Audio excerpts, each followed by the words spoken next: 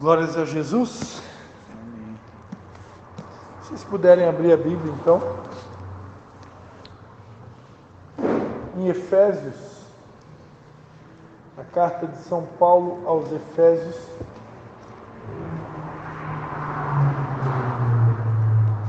Efésios capítulo de número 5.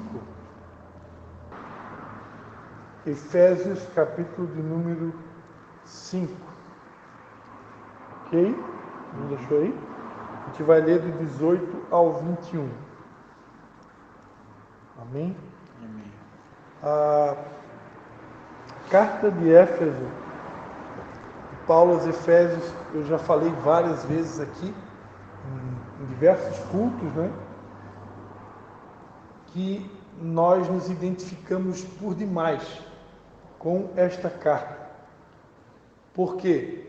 Eu sempre costumo dizer, né, que existem algumas coincidências muito grandes em relação à realidade da cidade de Nova Trento em comparação com a igreja de Éfeso.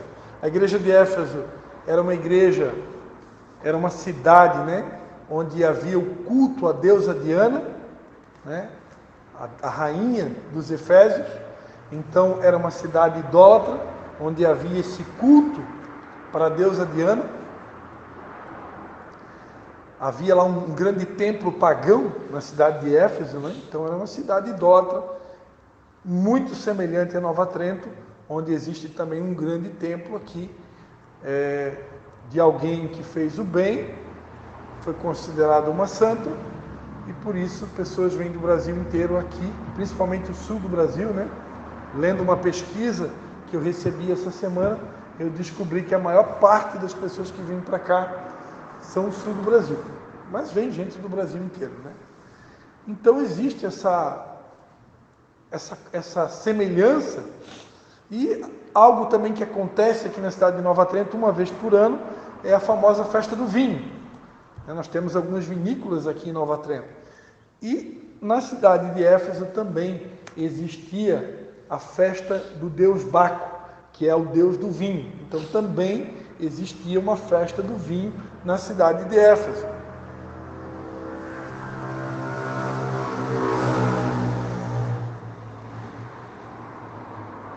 A igreja de Éfeso, por um tempo, ela foi pastoreada por João, um dos discípulos de Jesus, né? E ela era uma igreja em células, era uma igreja que trabalhava com pequenos grupos, semelhante a este. Então nós temos aqui mais uma coincidência, que nós também trabalhamos aqui com pequenos grupos, embora na atualidade a gente esteja com apenas 2 grupos, mas temos 2 grupos. Mas nossa igreja, com certeza, não é a única igreja na cidade que trabalha com estudos bíblicos nas casas, nos lares, né? A igreja primitiva, ela cresceu assim. A igreja primitiva cresceu nos lares, não necessariamente nos templos, né? Os cultos aconteciam nas casas. Por isso que a gente tem batido tanto nessa tecla, insistido e rogando realmente no poder do Espírito Santo, no nome de Jesus, para que casas, famílias possam ceder as suas casas, para que a gente possa entrar nos lares e pregar o Evangelho. Nós cremos, por toda a experiência da igreja, que as casas ainda são o melhor local para o evangelismo. Nós cremos que é muito mais fácil convidar alguém para ir numa casa ouvir o Evangelho do que num templo, principalmente numa cidade onde já se tem toda uma tradição religiosa e muitas vezes até um certo preconceito quando a igreja que está oferecendo o estudo bíblico tem uma fé um pouco diferente da tradição da cidade, né? Então, por isso a gente tem batido nessa tecla, insistido para que pessoas possam oferecer suas casas. E nós vamos continuar batendo nessa tecla. O Espírito Santo tem sinalizado, né? Uma das últimas palavras que eu ministrei aqui, o Espírito Santo falou claramente que a estratégia para esse tempo, a estratégia para a igreja é ir para as casas, né? Tem uma palavra no Novo Testamento muito usada, que é a palavra eclésia, né? E a palavra eclésia, uma palavra grega, que significa chamados para ir. Então, durante muito tempo, a igreja, ela tem pedido, tem clamado e tem suplicado para que as pessoas venham até nós, para que as pessoas venham até o templo, venham até nós. Nós somos a igreja, né? Eu e você somos a igreja. E só que, diante de todos os acontecimentos dos últimos anos, o que a gente percebe hoje, a igreja de Jesus na terra, o povo em si, não só a igreja, mas o povo como um todo hoje é um povo ferido, é um povo machucado. Um pouco antes da gente começar a nossa reunião aqui, a gente estava conversando sobre uma pessoa que perdeu completamente a esperança no ser humano. Ele não acredita mais no ser humano. Alguém que teve tantas decepções na vida, traição, enfim, tantas decepções, que a pessoa já não acredita mais no ser humano. Ela perdeu completamente a esperança. Imagina como que é difícil você trazer uma pessoa como essa, por exemplo, para vir aqui, trazer ela para vir aqui no templo. Alguém que já não acredita mais no ser humano, alguém que está desacreditado, alguém que já sofreu tantas decepções na vida com o próprio ser humano.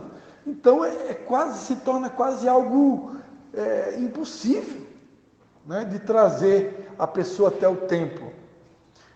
Algo que Deus já ministrou comigo muitas vezes, aquela passagem daqueles 4 homens, né, que pegam um paralítico e levam até a casa onde Jesus estava. Eles abrem o telhado e descem com aquela pessoa lá dentro. Então eu vejo que hoje muitas pessoas estão nessa condição de paralisadas. Elas não conseguem mais vir até nós, elas precisam ser carregadas. Então, por isso eu tenho visto o Espírito Santo está sinalizando, está instruindo nessa direção, para que a gente não espere mais as pessoas virem até nós, mas que nós vamos até ela. Por isso que essa estratégia que eu mencionei aqui num culto, há 2 sábados atrás, de ir até a casa das pessoas, oferecer para fazer um estudo bíblico, pequeno grupo, a célula, lá dentro da casa da pessoa, é o mais sensato a se fazer nesse momento. Porque dentro da casa da própria pessoa, ela já está em casa, no conforto da casa dela, ela não precisa ter que sair para nenhum lugar, né? Então, que Deus nos dê graça e que surjam famílias disponíveis, dispostas, para que a gente possa ir até elas pregar o Evangelho. E então, está aí mais uma semelhança da igreja de Éfeso com aquilo que Deus tem apontado para nós como uma estratégia que funciona, né? Que são os estudos bíblicos nas casas. Assim cresceu a igreja primitiva. Hoje nós sabemos que com a tecnologia nós temos muitas outras ferramentas para poder pregar o Evangelho, né? Hoje, no entanto, em se tratando de olho no olho, que é algo que sempre funcionou, né? Porque eu sempre digo, não tem como dar um abraço virtual, não tem como dar um ósculo santo virtual, não tem como eu chegar aqui e dar um abraço no Cleves e dizer, pô, cara, tô com saudade de ti, hein? Não veio domingo, hein? Tá tranquilo, eu sei que recebeu visita, tá tudo certo. Recebeu visita dos parentes, então tá tudo, a Érica já me falou. Então, não tem como dar um abraço, não tem como dar um aperto de mão, não tem como expressar o amor. A minha esposa, por exemplo, que a linguagem de amor dela é qualidade de tempo. Então, uma pessoa que tem a linguagem de qualidade de tempo, tu pode dar presente para a pessoa, tu pode dizer que ama, tu pode fazer o que for, não vai resolver nada. O que resolve é estar junto, é passar tempo com a pessoa, tomar um café junto, né? Passear, conversar, assistir um filme, comer pipoca, tá junto. A minha mãe pegou a minha esposa, fez aniversário semana passada, minha mãe, pastora Mena, sequestrou a minha esposa e levou ela para passear o dia todo. E foram tomar café colonial, e foram no shopping fazer compra. A minha esposa ganhou na Mega Sena acumulada, né? Agora, domingo, agora é a minha vez, né? Que a gente ganhou um presente para passear um domingo aqui no interior de Nova Trento, um lugar chamado Sítio da Prosperidade. Eu não sei onde é que é, mas só pelo nome eu já gostei, né? É para lá? Indo para São João, indo para Brusque, aquela BR de lá. Ah, é para as bandas de lá? Naquela BR lá. Ah, eu achava que era para as bandas de cá. Mas amém. Então, tenho certeza que vai ser um dia maravilhoso. Porque essa é a linguagem dela. Então, assim como acontece com a minha esposa, com certeza tem muitas outras pessoas que também têm essa linguagem. Então, o virtual é bom, o virtual é importante, o virtual é uma grande estratégia para esse tempo, mas o presencial nunca poderá ser substituído, né?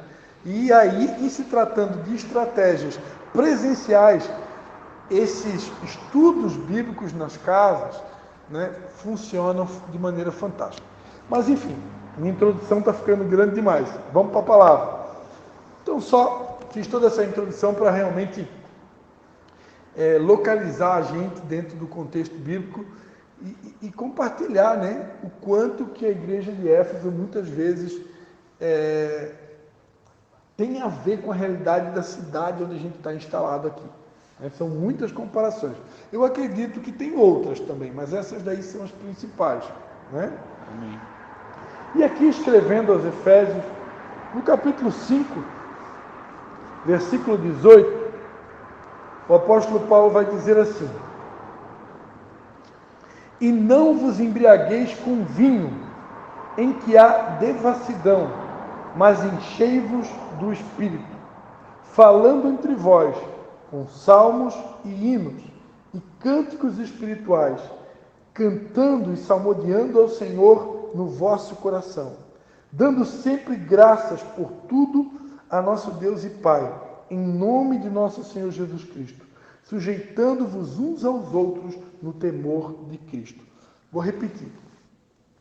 E não vos embriagueis com vinho, em que há devassidão, mas enchei-vos do Espírito, falando entre vós com salmos e hinos e cânticos espirituais, cantando e salmodiando ao Senhor no vosso coração, dando sempre graças por tudo a nosso Deus e Pai, em nome de nosso Senhor Jesus Cristo, sujeitando-vos uns aos outros no temor de Cristo. Amém. Amém? Pai, em nome de Jesus, mais uma vez eu quero te dar graças por essa oportunidade de poder compartilhar a tua palavra. Eu quero te pedir, Espírito Santo de Deus, fica à vontade no nosso meio e ministra aos nossos corações o que o Senhor tem para nós nessa noite, Pai. Em nome de Jesus. Amém? Amém? Amados, eu quero ser breve hoje, tá?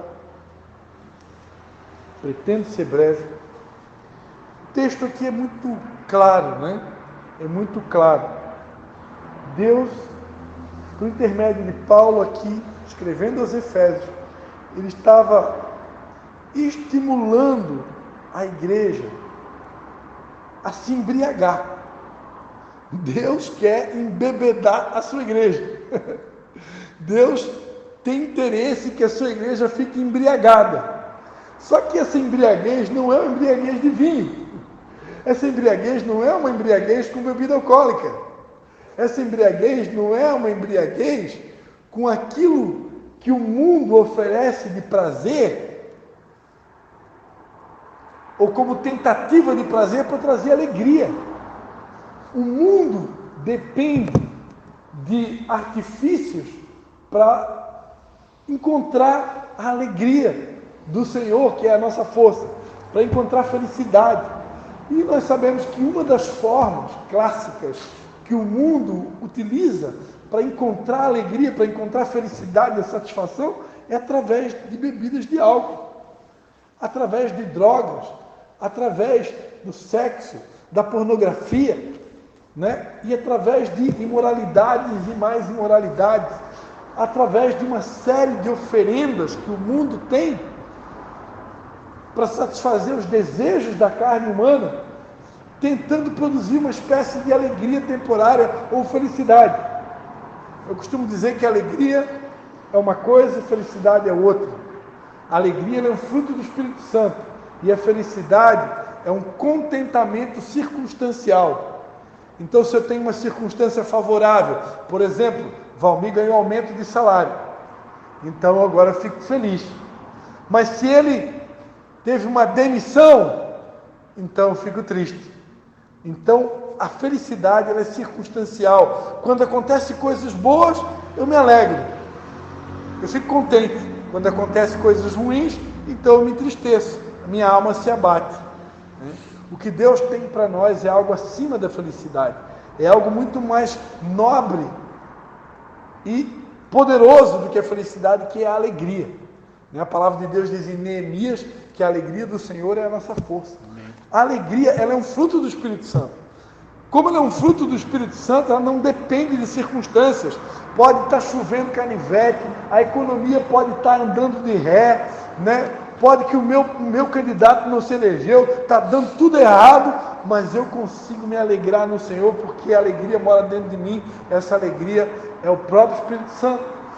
Agora, para mim poder usufruir dessa alegria, Paulo aqui, por intermédio do Espírito Santo, ele está dando uma dica, está dando aqui um conselho. Em vez da gente perder tempo com as coisas que o mundo oferece, com os prazeres que o mundo oferece, a palavra de Deus diz em 1 João, né? Não ameis o mundo e nem o que no mundo há, porque a concupiscência dos olhos, a concupiscência da carne, a soberba da vida, não é do Pai, mas é do mundo. Ora, o mundo passa, mas aquele que faz a vontade de Deus permanece para sempre. Então, Deus está falando aqui, ao invés de eu tentar encontrar alegria, produzir felicidade com as coisas que o mundo oferece, como o exemplo aqui no caso é o vinho, a dica é: encham-se com o Espírito de Deus. Enchei-vos do Espírito. Como é que eu faço para me encher do Espírito Santo? O próprio texto aqui já tem a dica. O próprio texto já dá a dica. Enchei-vos do Espírito Santo, falando entre vós com salmos e hinos e cânticos espirituais. Vou pegar esse primeiro aqui. Falando entre vós com salmos e hinos e cânticos espirituais. Vamos ser bem sinceros aqui, vocês olhem para mim aqui agora.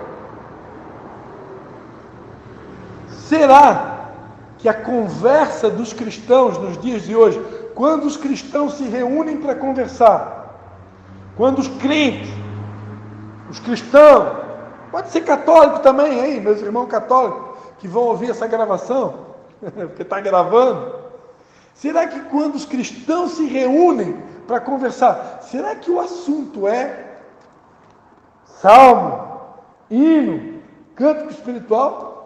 Será que é comum a gente encontrar um cristão conversando?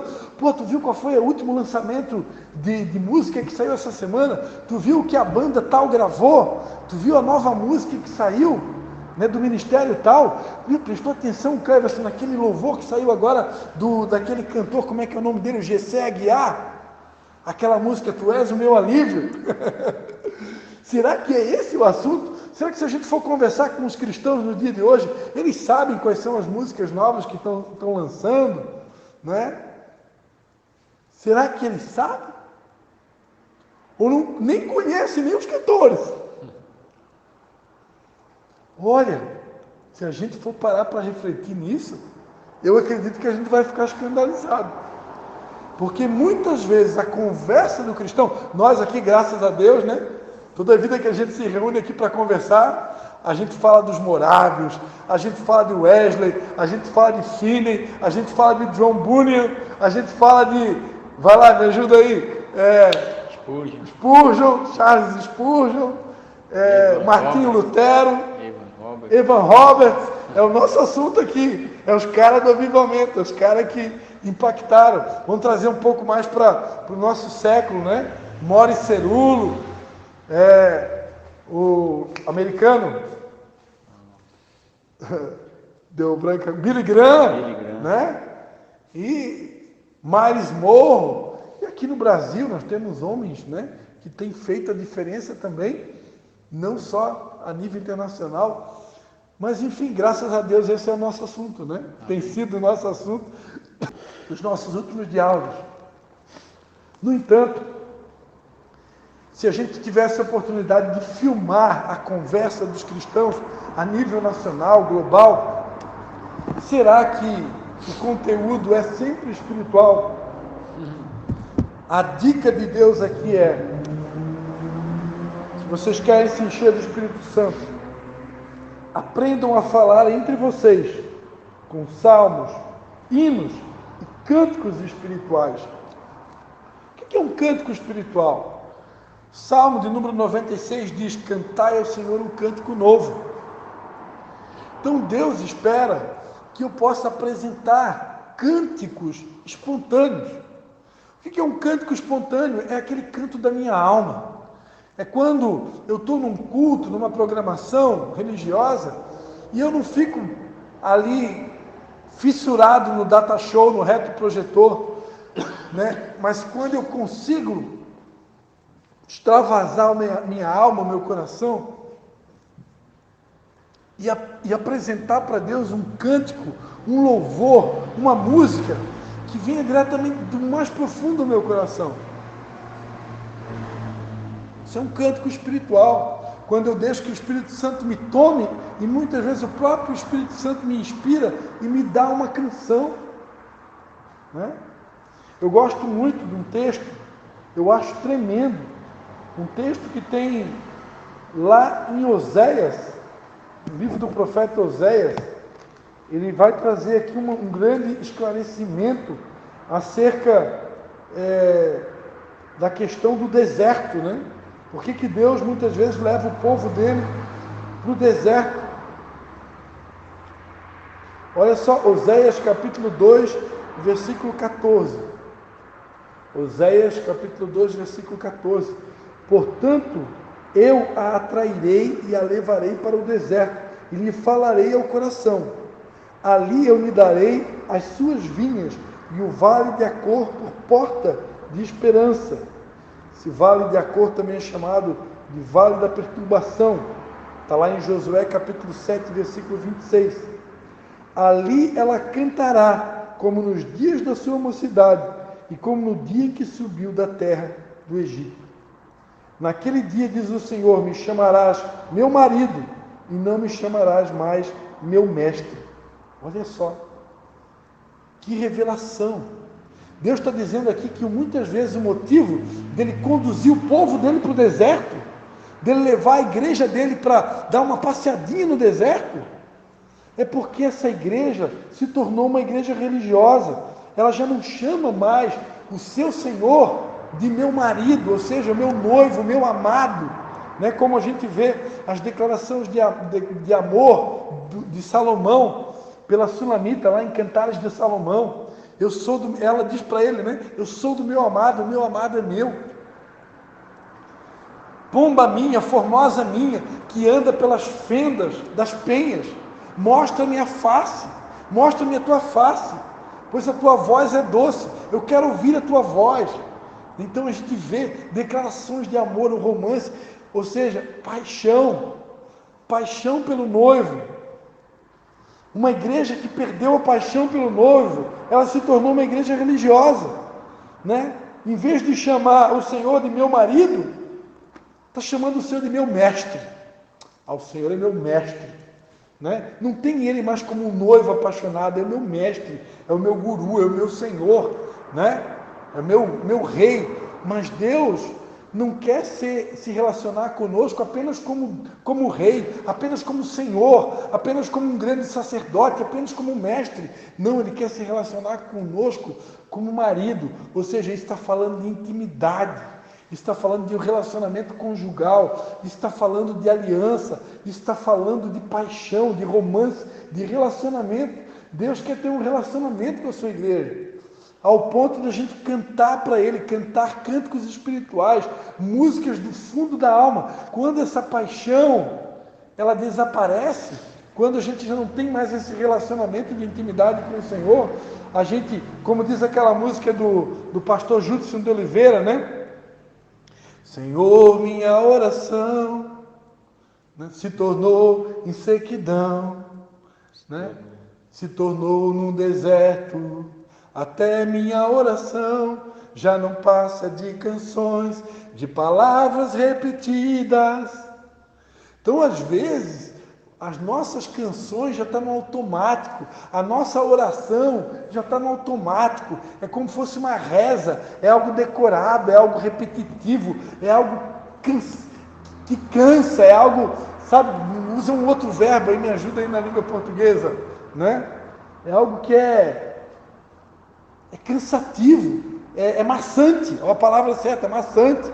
Então, às vezes, o nosso relacionamento com Deus se tornou algo maçante, se tornou algo decorado, se tornou uma reza, se tornou algo repetitivo, sem sentimentos.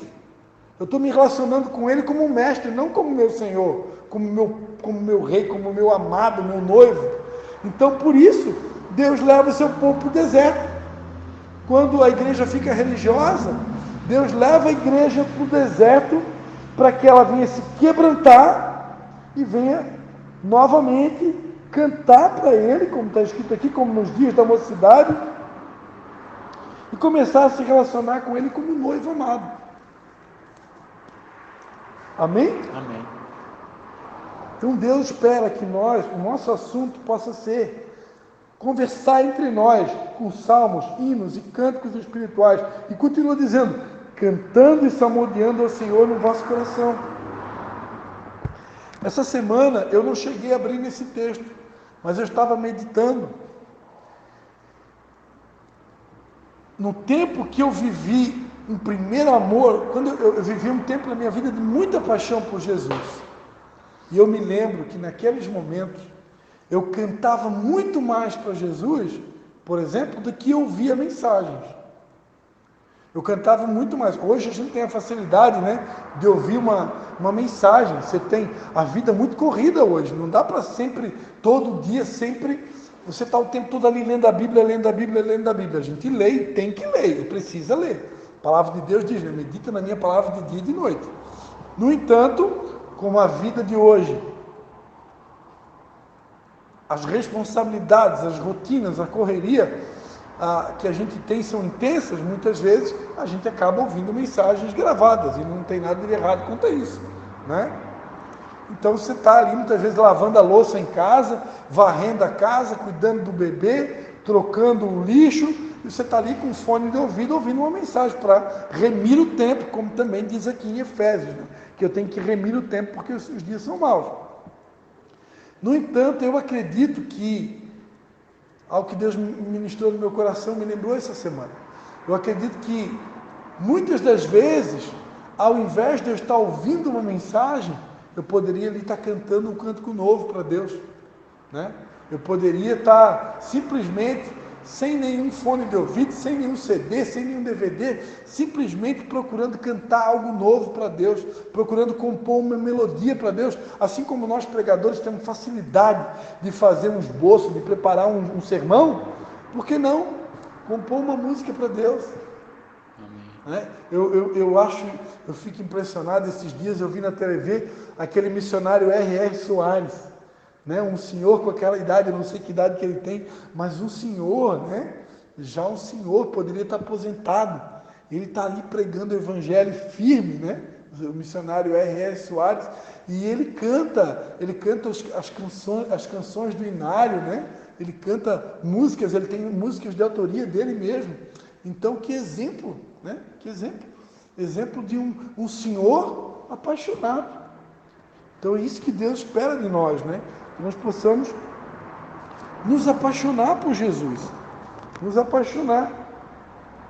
E aqui continua dizendo, e dando sempre graças por tudo a nosso Deus e Pai, em nome de nosso Senhor Jesus Cristo. Será que nós temos dado graças a Deus por tudo? Será que nós costumamos todos os dias agradecer quando a gente acorda, agradecer pelo café da manhã, agradecer pelo almoço, agradecer pelo jantar, agradecer pela esposa maravilhosa que Deus nos deu, agradecer pelos filhos maravilhosos, agradecer pelo nosso trabalho, agradecer pelos nossos mentores, agradecer pela nossa família, pelos nossos familiares, agradecer pela escola que eu estudo, pelo curso que eu faço, pelo sapato que eu tenho para botar no pé, pela roupa que eu tenho para vestir? Será que nós temos tido essa característica de agradecer em todo o tempo todo agradecer. Eu tive uma experiência essa semana que eu, conversando com um senhor, amigo de longa data da minha família, conversando com aquela pessoa, eu vou honrar ele aqui, o nome dele é Cícero, né? Senhor Cícero, ali na cidade de São João Batista, seu Cícero Maza, e eu perguntando para ele, daí, seu Cícero, como que o senhor está? Deus é muito bom, né? Então, seu Cícero, está tudo bem? Ah, Deus é muito bom. Tá, mas então como é que está a família? Ah, Deus é muito bom. E o trabalho? Ah, Deus é muito bom. E os netos?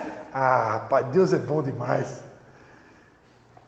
O tempo todo, Deus é bom, Deus é bom, Deus é bom demais, Deus é bom, Deus é bom, Deus é bom. Será que nós agimos dessa maneira? Será que a gente age como aquela personagem na Bíblia, né? Que tinha perdido o filho e ela foi até o profeta, agora me recordo, Elias ou Eliseu? Acho que foi Eliseu, né? E o profeta Eliseu mandou o encontro dela, e o profeta, o Geazi, então, o moço do profeta, perguntou para aquela mulher, e como é que estão as coisas? Tudo bem? Vai tudo bem. A mulher com o filho morto em casa, e ela vai tudo bem. Será que nós temos essa resposta na ponta da língua? Vai tudo bem? É claro que eu não estimulo e nem incentivo ninguém a ser hipócrita, né? Porque eu acredito que a gente precisa ser pessoas transparentes e verdadeiras. Mas a gente não pode estar o tempo todo chorando pelos cantos, choramingando por pouca coisa, por qualquer coisa, e dando mau testemunho, né? Agindo muitas vezes como Caim, né? Andando de semblante caído, com a cara chateado, amargurado, porque não está contente com a vida, não está contente com aquilo que Deus tem nos dado, está sempre insatisfeito, e por isso também o povo ficou no deserto muitos anos, por causa da insatisfação. E a recomendação qual que é? A recomendação é: deem graças a Deus por tudo, a nosso Deus e Pai, em nome do nosso Senhor Jesus Cristo. E finalmente, sujeitando-vos uns aos outros no temor de Cristo. Amém. Olha só, a palavra de Deus não diz que eu tenho que me sujeitar somente ao pastor, somente ao apóstolo, somente ao profeta, somente a mulher se sujeitar ao marido. Não, aqui diz, sujeitando-vos uns aos outros, no temor de Cristo. O que eu aprendo aqui? Que a sujeição é para com todos. Qualquer pessoa que tem autoridade perante a Bíblia, a gente já ministrou aqui, que hoje na nova aliança todos nós somos sacerdócio real. Então hoje na nova aliança, você é sacerdote na tua casa. O Cleber é sacerdote na casa dele. Eu sou na minha. Cada um tem que dar conta da sua casa. Ah, pastor Cristian, mas tu não és o pastor? Sim, o pastor ele é uma espécie de sumo sacerdote. Quando ele pode, ele vai lá ajudar o Valmir a cumprir o papel dele sacerdotal. Vai lá ajudar o Cleber a cumprir o papel sacerdotal na casa dele. Mas se eu não puder ir, e aí? Vocês são sacerdotes da casa de vocês. Vocês têm livre acesso à presença de Deus. O sangue de Jesus não dá acesso à presença de Deus só para alguém que tem título. O sangue de Jesus dá acesso a todos. Todos podem entrar na presença de Deus. A palavra de Deus diz em Hebreus, né? Chegai-vos diante dele com verdadeira consciência, com verdadeira tranquilidade, com verdadeira certeza, tendo o coração purificado, né? Amém. Então, qualquer um tem acesso à presença do Pai. Todos nós somos sacerdotes. Então, quando a palavra de Deus diz que eu tenho que me sujeitar uns aos outros, se o Cleverson traz uma palavra de Deus na minha direção, eu tenho que ouvir a palavra, eu tenho que julgar a palavra. Não importa se ele tem título, se ele não tem título, se ele é famoso, se ele não é famoso. Se o Valmir trazer uma palavra para mim, eu tenho que ouvir a palavra, eu tenho que julgar a palavra. Não importa se ele é famoso, se tem título, se não tem, se viaja, se não viaja. sujeitando-vos uns aos outros. E aí, isso vale também para o contexto familiar. No passado, muitas vezes, pelo fato da Bíblia dizer que o marido é o cabeça da mulher, às vezes nós criamos uma igreja machista. Uma igreja machista onde é só a mulher que tem que se submeter ao marido. Quando muitas vezes quem está com a razão dentro do lar é a própria esposa.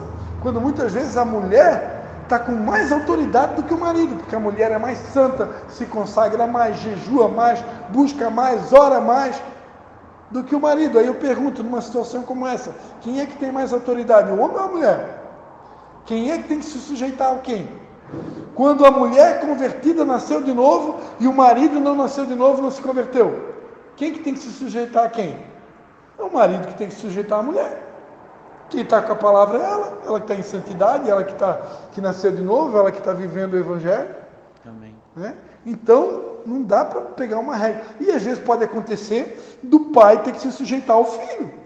Às vezes o pai está em pecado, o pai está se embriagando com vinho, o pai está desviado do caminho de Deus, o pai se afastou do Evangelho, mas dentro daquela família tem um filho que ora, tem um filho que jejua, tem um filho que busca, tem um filho que faz a vontade de Deus.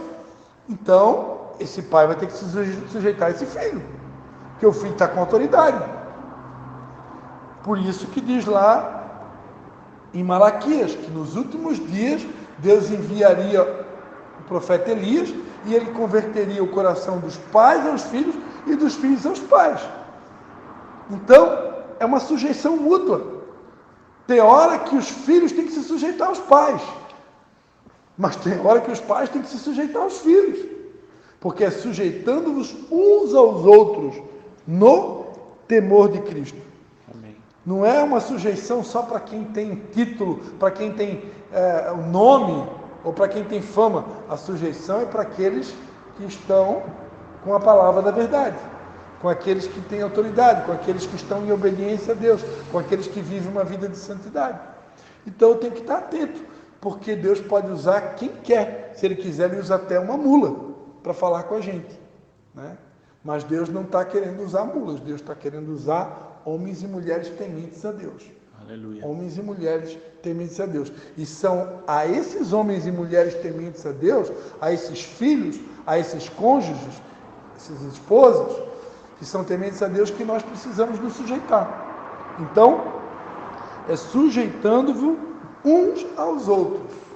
Não tem machismo aqui e nem feminismo, né? Porque também tem famílias onde o espírito de Jezabel reina, o marido tem autoridade, mas ele não abre a boca para nada, é mudo e calado, aí a mulher deita e rola, governa o lar, toma o papel do marido, e o marido até tem autoridade, mas como ele é um Nabal da vida, que fica calado, deixa tudo acontecer, não fala nada, não reage, aí a mulher faz do jeito dela, e nem sempre o jeito dela é certo. Então eu preciso de exercer o meu papel. O papel do homem principal é governo do lar. O homem, ele é governo, né?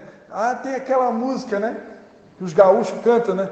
Ela é a dona de tudo, ela é a rainha do lar, ela vale mais para mim que o céu, a terra e o mar, né? Então, a canção gaúcha, já ouviu?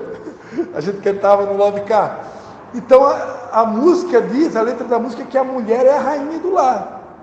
No entanto, biblicamente, como já foi dito aqui, Deus, Jesus, Cristo é o cabeça do marido, o marido é o cabeça da mulher. Então, quem governa o lar é o marido. Se ele estiver submisso a Cristo, em obediência, ele deve governar. Amém? Amém. Mas não se esquecendo que ele também precisa se sujeitar à esposa, porque a Bíblia diz que a mulher sábia edifica o lar. Então, muitas vezes, o Espírito Santo vai usar a tua esposa para edificar, e a gente precisa ser atento, né, humilde, e aprender também com os nossos cônjuges. Amém. Amém? Vamos orar? Amém. Então aqui algumas, não são as únicas maneiras de se encher do Espírito Santo, né? Mas eu fiz aqui uma pregação textual. Eu não fugi do texto, fiquei só no texto aqui. alguns acréscimos aqui pelo Espírito Santo, né? Texto de Oséias, texto de Malaquias, mas ficamos no texto, Amém. para que a gente possa realmente colocar em prática e se encher do Espírito Santo. Aleluia. Pai, em nome de Jesus, eu quero te dar graças por essa mensagem que o Senhor nos compartilhou na noite de hoje, vindo diretamente do teu coração, Pai. Muito obrigado pela tua palavra, Senhor. Obrigado por essa direção para a tua igreja nesse tempo. Que em nome de Jesus nós possamos realmente nos apaixonar por ti novamente, Pai. Queremos ser completamente apaixonados por ti e gastar tempo em compondo verdadeiras melodias de amor a ti, que és o nosso Messias, o nosso noivo amado da nossa alma. Amém. Em nome de Jesus. Amém. Amém e amém.